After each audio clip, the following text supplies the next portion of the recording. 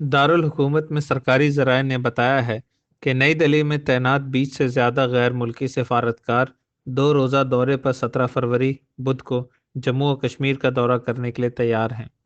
وفد میں بنیادی طور پر افریقی، مشرق وسطی اور یورپی ممالک کے غیر ملکی سفارتکار شامل ہوں گے۔ 5 اگست 2019 کو سابق ریاست سے آرٹیکل 370 اور 35A کے خاتمے کے بعد اعلی غیر ملکی سفارتکاروں کا جموں و کشمیر کا یہ چوتھا دورہ ہوگا۔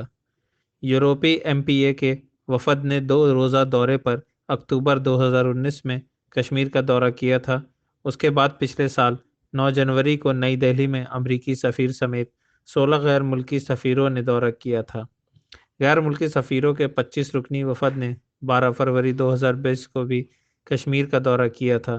اس وفد میں جرمنی، کینیڈا، فرانس اور افغانستان کے سفارتکار شامل تھے۔